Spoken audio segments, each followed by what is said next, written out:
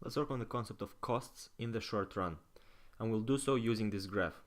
Now, before we go to the graph, let's recall that a property of the short run production is that we have fixed costs. So we have fixed costs in the short run, meaning that if we want to describe the total costs of our production, we're going to have a set of fixed costs and a set of variable costs.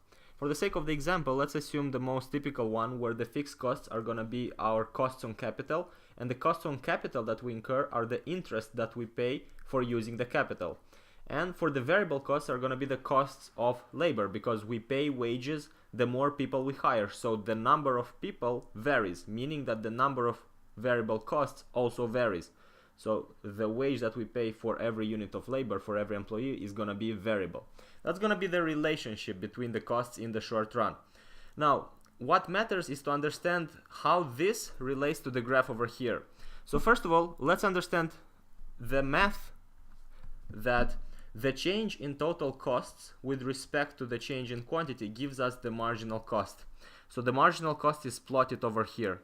Now, at the same time, we have to understand that because the fixed costs do not change, because by definition they are fixed, the change in total cost is going to happen only due to the change in the variable costs when we increase output. So the change in total cost is analogous to the change in variable costs, and that's also going to describe the marginal cost.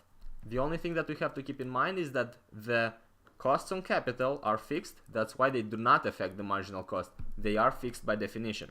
So that's one thing to keep in mind. Now, how can we understand the relationship between these curves? Why do we have that the marginal cost intersects the average variable cost at the minimum, and it also intersects the average total cost at the minimum? And to understand this, I'm going to explain it with a typical example which is not related to production. I'm going to give an example about grades in a classroom. So suppose that the average grade for microeconomics in a class is 7.5.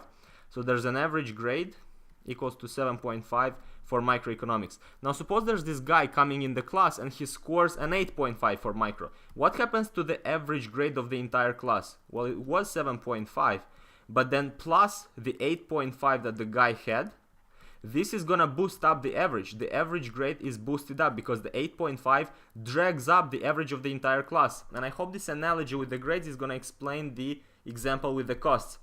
When we have a marginal cost analogous to the additional grade of a guy, which is higher than the average of the class, by definition that means that the average is increasing. So we can see that the average variable cost is going up, just the same way that the average grade went up in this example. Now, because the average variable cost goes up, we can see that the average total cost increases as well. Why is that the case? Recall that the average total cost is composed of the fixed cost and variable cost. So the average total cost means we have the average fixed costs and the average variable costs. But recall that the fixed costs are spread over the output. What are fixed costs? What are the average fixed costs? Fixed costs divided by the output. Once we produce a lot of units, once Q increases, the fixed cost divided by Q is gonna decrease quite much. So this is gonna be a very small number. It's gonna approach zero. So the only change in the average total cost is gonna be due to the average variable cost. Once again, the change in the average total cost is going to be mainly due to the average variable cost. And how we saw over here that the marginal cost is going to drag up the average variable cost by keeping the analogy with the example with the grades. Since this one is going to increase, we just proved that the average total cost will also increase, and that's what we see on the graph. The average total cost goes up as well because the marginal cost is rising, so it's dragging it up. Now, the difference between the average variable cost and the average total cost, we can see it in this mathematical equation over here. The only difference between them is the average fixed cost. So this is going to be the difference between those at any level of quantity.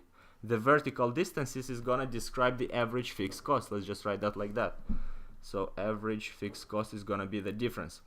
So because the marginal cost drags up the average variable cost and the average total cost, by definition that means it intersects it at the minimum point, because from the minimum point it starts rising again, right? This is just how the graph works.